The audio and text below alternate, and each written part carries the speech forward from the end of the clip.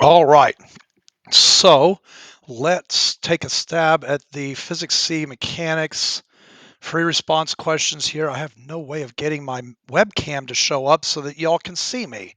So I don't know what to do about that. I want you to be able to see my face, even though I'm not that much to look at.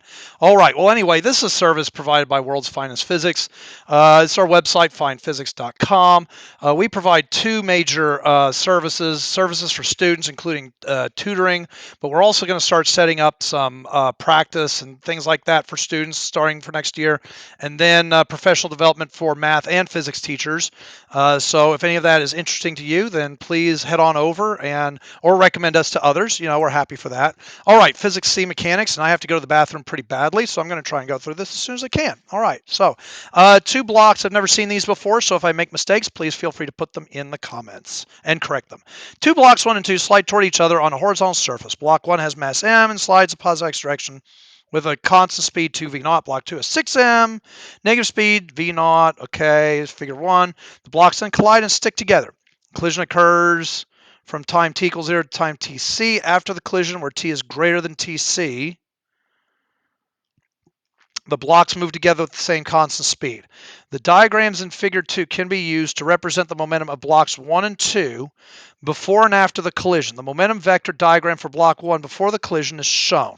So this is what it is. It's this kind of thing right here. So if I look, the momentum of block 1 is represented with an arrow that's only two little stupid things to the right, okay? Two stupid boxes, okay?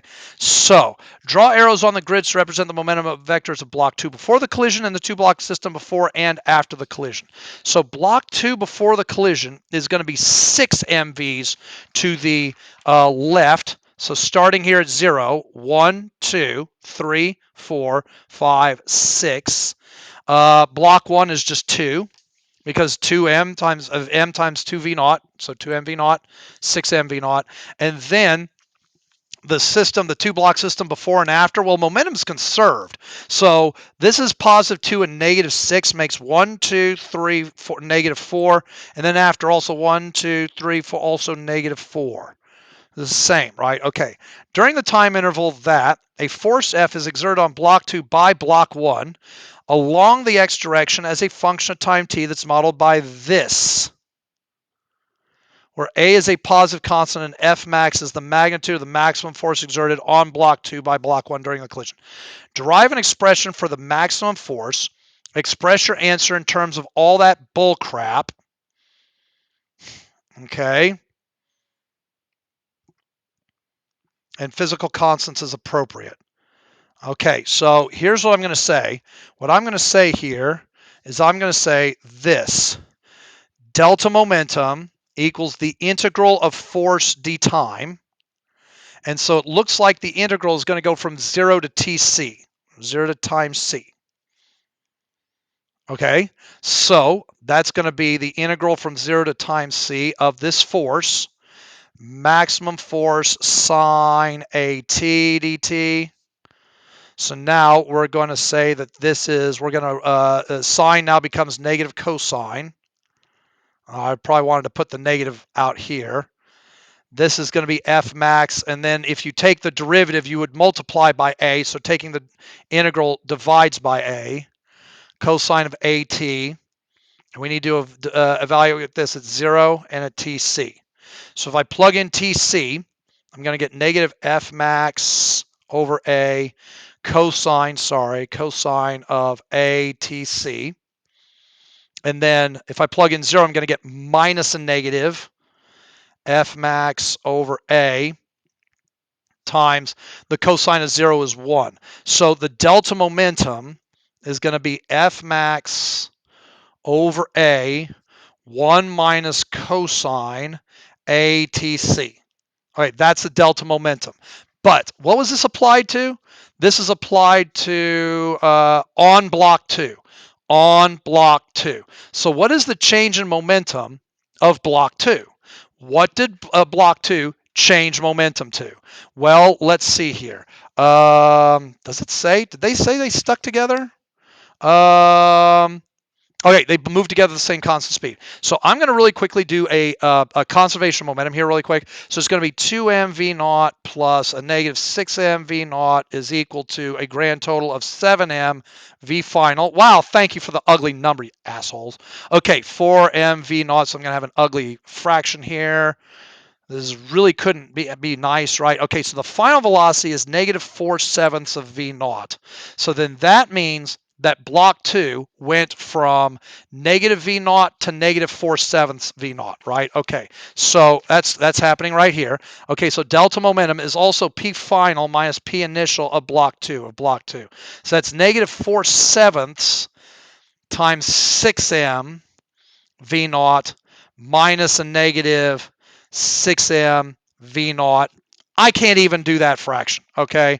It's negative 4/7 times 6 minus a negative 6. Okay, so the delta momentum is also 18 over 7 mv naught. So let's set these equal to each other. Here we go. Are we doing capital or lowercase m? Lowercase m. Okay, so we're going to say 18 over 7 mv naught is equal to maximum force over A, 1 minus cosine A TC. All right, so then it looks like I just need to put the 7 here and the 18m here. And I should be in biz. Oh, what am I looking? No, I'm trying to solve for F max. I'm sorry, I'm trying to solve for F max. So it's 18ma over 7. So, and then the V naught is still there. Okay, so m V naught and the A comes up. The 7 goes down, and then the 1 minus cosine ATC is also going to go down. Okay, so that is what I think F max is. Is that what I was solving for? Derive an expression for F max. Okay, MV naught ATC. MV naught ATC. Yep, I don't have anything else. Okay, consider a new scenario where block 1 initially slides in the positive x direction with a new constant speed V1. And block 2 again is with the V naught. So the only thing that's different is the speed V1. The blocks collide and stick together. In this new scenario, the two block system has constant speed V naught after the collision. Okay, so in other words, what happens is that let's look at before. Okay, what was that? Was that M? This is going to be M and V1, 6M, V naught, and then in the after picture, we're going to have maybe 6m going v naught that way, and they stick together, and then this is m. Okay, so we're just going to have a total reversal here, okay? So we're going to say mv1 plus a negative 6m v naught is going to equal 7m v naught. Bring it over, mv1 equals 13m v naught. So then v1 has to be 13 times as much as v naught. All right, I'm not surprised. It had to be pretty fast. If a little light guy is gonna totally reverse the big 6M, the light guy has to be going pretty fast to reverse him. Okay, what do we got going on here? In scenario 1, a system composed of two springs A and B, and the block of mass M is at rest on a horizontal surface. Friction between the block and the surface is negligible. Each spring is attached to a fixed wall. And the block, figure 1, spring A is spring constant K and 2K, K and 2K, which makes 3Ks, which makes KKK. Why do we have to do that? It's offensive. It's wrong. We shouldn't be having that in our society. Okay, so the block is moved to X1 as shown in this figure, which means spring A is X1 longer and spring B is X1 shorter. Okay. An energy bar chart can be used to represent the elastic potential energy of spring A, spring B, and the kinetic energy of the block. On the energy bar chart, draw shaded bars to represent the energy of the system when it's at x equals x1. So, is it moving? I don't think it's moving. The block is moved and held at rest. If it's held at rest, then that's 0, isn't it? I mean, am I crazy? And then u is 1/2 kx squared. The x is the same for both, but the k for the second one is twice as big. Okay, there's no friction. Spring A is each spring is at its relaxed. This is important. Each spring is at its relaxed length when the block is at position x is 0. So yeah. So what's going to happen is that spring B has double the potential energy because he has double the spring constant, double the spring energy, double the spring constant, double the spring energy. All right, so there you go. Mm, mm. Okay, the block is released from rest at time x1, or at position x1, and begins to oscillate, deriving an expression for the speed of the block when it passes through x equals 1/2 x1. Express your answer in terms of all that stuff. Okay, so at release, there is spring energy from A, spring energy from B, and kinetic energy initial. And then at x equals 1/2 x1, you have spring energy, and kinetic energy. Okay, so just conservation of energy. This will be 1/2 k x1 squared. This will be 1/2 2k x1 squared, and then we're not moving when we were released. Then this will be 1/2 k half of x1 squared and 1/2 2k half of x1 squared and 1/2 mv squared. Is it m? Yeah, m x1. Okay, so now let's do a bunch of wonderful fraction math. 1/2 plus 1 is 3/2 of a kx1 squared. Half times that, that's 1/8 of a kx1 squared. Half it to, that's going to be 1/4 of a kx1 squared plus 1/2 mv squared. Okay, this blows. I'm just going to multiply everybody by 8. So 12 kx1 squared multiplied by 8, kx1 squared 2kx1 squared. So let's subtract the 1 and the 2. So that leaves you with 9kx1 squared. And on the other side, did I multiply everybody by 8? So 4mv squared, right? Okay, so let's divide. And let's say that this is v squared is 9kx1 squared over 4m. So we'll just take the square root of all that crap, and that's a bunch of crap. Okay. In scenario 1, the block oscillates with period t. The position x of the block in scenario 1 as a function of time is shown here. Glorious. Wow, these couldn't be on the same page. Fuckers. Okay, these couldn't be on the same page. All right, so I got to flip back and forth between them. In scenario 2, the block spring system is placed on a new surface. There is friction between the block and the new surface. The block is again moved to the same position x1 and released from rest. The block completes multiple oscillations with the same period as in scenario 1 before coming to rest. Draw kinetic energy as a function of time. Okay, so get this and get it good. You have zero velocity here because the spring, the slope is 0. So you'll have zero kinetic energy here. And you'll also have zero kinetic energy at half, 1, 3/2, 2, 5/2, and 3. So you're going to have zero kinetic energy here, here, here, here, here, and here. The kinetic energy can only be positive, so I will not make it go down. Now, I am going to go ahead and do this. I don't have any pencils, so I'm going to do this in yellow. Can you see yellow? You can barely see that, which is good. This is what it's going to look like if there was no friction. You would rise up to the same point, rise up to the same point. This is what kinetic energy versus time looks like if you have no friction. It should rise up to the same point every time and never go negative, like that right there. Okay, but because we have friction, we're going to rise up and come down, but then we're going to rise to a lower point, a lower point, a lower point, because friction keeps taking away more and more energy. It'll rise to lower and lower points. All right. In scenario 3, how many scenarios do you need? A block is replaced with a new block of larger mass. The coefficient of kinetic friction between the new block and the surface in scenario 3 is the same as before. The new block is moved from position x1, release from rest. The kinetic energy of the new block is positive function time. Describe how one feature of the graph as a function of t would differ.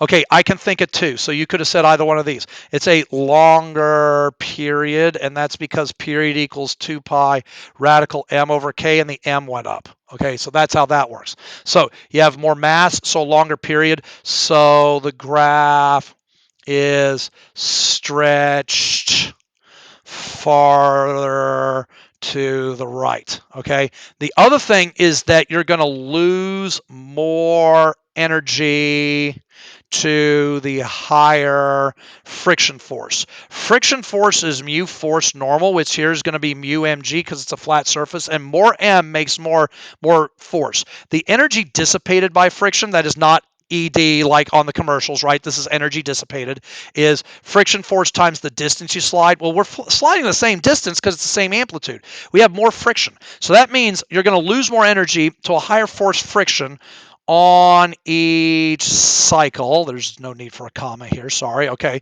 so you're going to lose more energy to higher force friction on each cycle. So each hump will differ from the previous hump height by a larger amount. So in other words, if this is the first hump, then this might be the second hump and the third hump and the fourth. Like the difference is going to be bigger, right? Okay, so that's what I'm trying to explain there.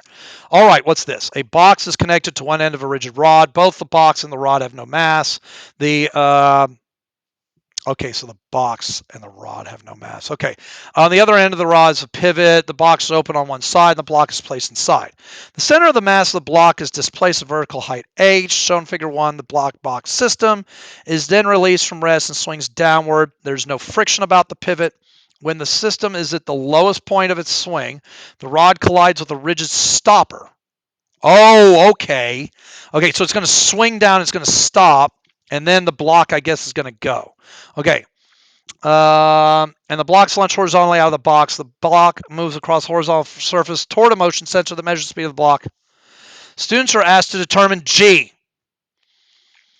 Okay, the students are permitted to use the measurements only from a meter stick and the motion sensor.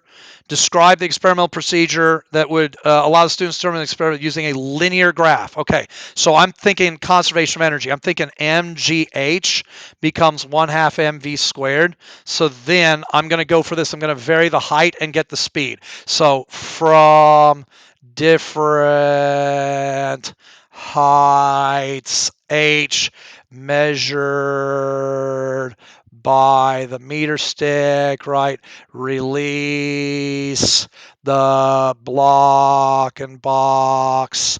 Okay, let the sensor record the final speed v, and then do each height several times and average the V's before moving on to the next height, right? And that's to reduce experimental uncertainty. So anytime you ask me to reduce experimental uncertainty, I'm probably just going to say do the same trial several times, take an average, and then move on to the next trial. Okay, describe how the data collected in part A could be graphed and how that graph would be analyzed. So here's my equation right here, GH equals 1/2 V squared. So what I'm going to do is I'm going to bring the 2 up and make it 2G. I'm going to bring the H down. I'm going to make it V squared over H. So then what that means is that I can treat V squared as the rise, H is the run, and 2G is the slope. So for part B, I'm going to say plot V squared on the vertical, 2H on the horizontal, and set the slope of the best fit line equal to 2G, divide by 2 to get the G. Sound good? All right. Now what's going on now? Now we have something but with a frictiony surface here. This experiment's repeated, but the horizontal surface on which the block slides is replaced with a new rough surface. The coefficient of friction is mu. The block box system is pulled aside so the center mass of the block is displaced various vertical heights, and the distance x that you slide along is measured. So the goal is to get mu. So here's what I'm going to say. I'm now going to say that the initial gravitational potential energy eventually becomes energy dissipated, right? Okay. So the gravitational potential energy is mgh, and the energy dissipated is friction force times the distance that you slide. I'm going to call that x max, like it does here. The friction force is mu force normal, so then that's going to get multiplied by x max. And on a flat surface, normal force and mg are the same. So mu mg equals x max. Okay. So then you get mgh. Oh, the mg cancels out. So you get h equals mu x max. So I'm going to let that be the y. That'll be the slope, and that'll be the x. So the vertical axis will be the h, and the horizontal axis will be the x max. Okay. So what I'm going to do is I am going to go ahead And I'm just going to put these into my y1 and y2. So h is going to be the y. So 0.3, 0.45, 0.6, 0.75, 0.9, and then 0.76, 1.1, 1.4, 1.9, and 2.3. Okay, so let's see. Oh, it's this ugly thing again. Okay, so I think it's 30 boxes. So I'm going to say that this is going to be x max.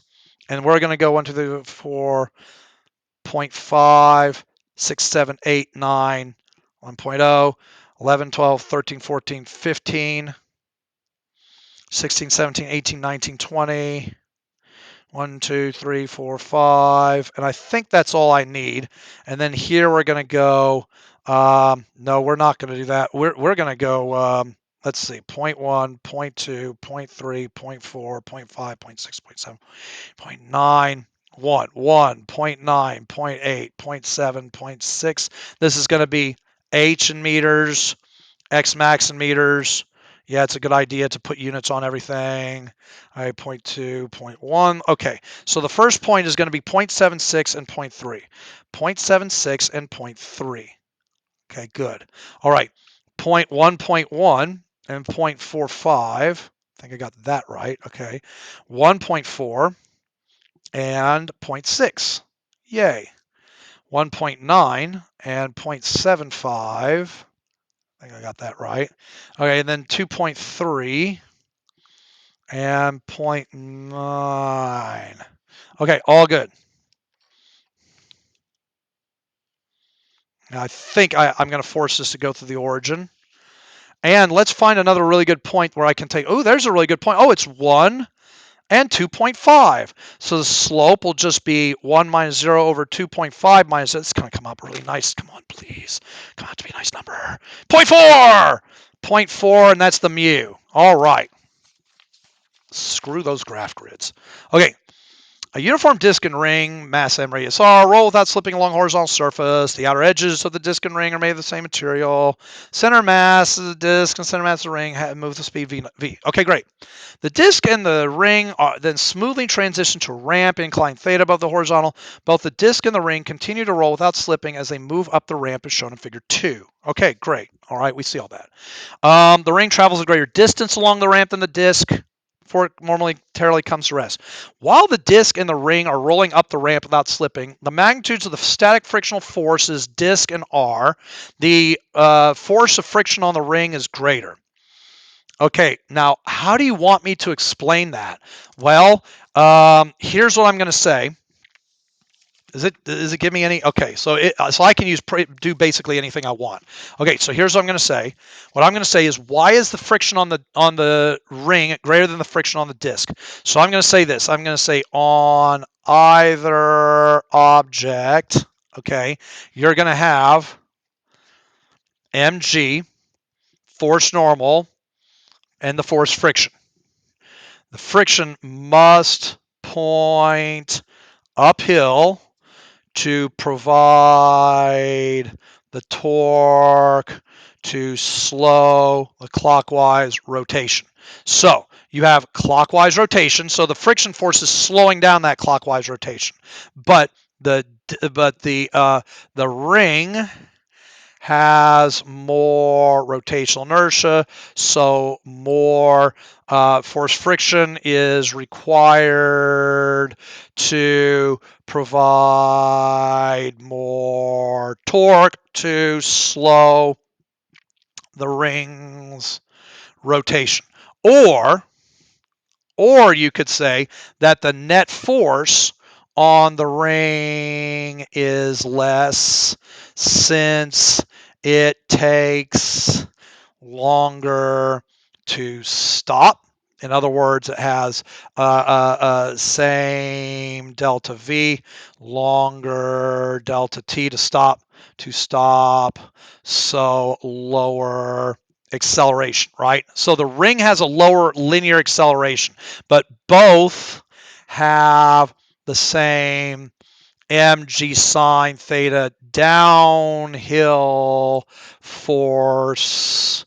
So if the ring has less A, it must have more force friction to opposing its acceleration to reducing the net force and the acceleration. All right, so yes, so it is the ring that has more friction acting on it. Okay, a cylinder has mass m, radius r, and rotational inertia I, about the central axis. The cylinder rolls without slipping up a ramp that is inclined at angle theta. Derive an expression for the static frictional force exerted on the cylinder by the ramp. Okay, so what I'm going to do is I'm going to repeat what I said. Now, the answer is going to be the same whether you roll up the ramp or down the ramp. I'm just going to tell you that right now. Whether you roll up the hill or down the hill, it's going to be the same frictional force, acceleration, all that good stuff. Okay, so we're going to have friction. We're going to have normal, and this is going to be theta. So I'm going to say this. The acceleration is downhill. Why is it downhill? Because the object's either going up slower, or down faster. So if you're slowing down on the uphill, your acceleration is the opposite of your velocity. If you're speeding up on the downhill, your acceleration is the same direction as velocity. So mg sine theta minus friction equals ma. But also, this is translational Newton's second law. Rotational Newton's second law is going to say torque equals I alpha. This is net force equals ma. So that's going to be R. Oh, R is capitalized, so we have a capital R here. Okay, R friction equals I alpha. And then we're going to connect these by the equation A equals alpha R. So alpha equals A over R. Now I know what you're thinking. Why don't you plug in for friction? Friction equals mu force normal, which is mu mg cosine theta, because you can't say friction equals mu force normal if you're not slipping. If you're not slipping, without slipping, that means that friction is less than mu force normal. That's a static friction. Only if you are slipping can you say that friction equals mu normal. You cannot say friction equals mu normal if you are not slipping. So I'm not plugging in for friction. It's a number less than mu normal, and I don't know what it is. Shut up. Okay, so yeah, alpha is A over R, so I'm going to get R friction equals I A over R. So now what I think I'm going to do is I'm going to solve for A, and if I do that, I'm going to get, oops, that's the big R right there. So I'm going to get R squared friction over I is equal to A.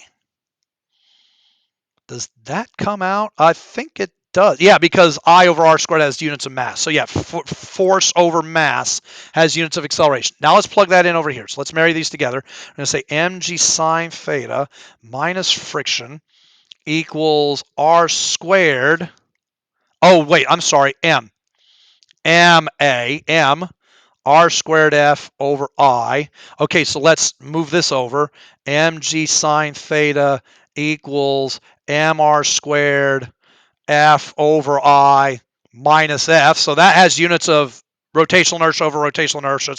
So now I'm just going to say mr squared over I minus 1F equals mg sine theta. So now mg sine theta over mr squared. I am not simplifying this. If you think I'm simplifying this, you're fucking crazy. Okay, so that is not happening. All right, so that was really ridiculous. In a different scenario, the centers of mass of the original disk and ring each have the same initial speed as they did in the original scenario. The ramp is replaced by a new ramp on which the disk and ring initially slip as they roll up the new ramp. Indicate whether the magnitude of the kinetic frictional force exerted on the disk by the new ramp is greater than, less than, or equal to the magnitude of the kinetic frictional force exerted by the... They're actually the same. And let me tell you why. Because now I can say friction equals mu force normal and force normal equals mg cosine theta. So friction equals mu mg cosine theta for both. Why can I suddenly say friction equals mu normal? Because they are slipping. If you're slipping, friction equals mu normal. If you're not slipping, then friction is less than mu normal. So yeah, so it's the same frictional force for both because it's the same mu mg cosine theta, the same mu force normal, same force normal for both. It's the same. All right. Well, that last one was kind of stupid. I didn't like it.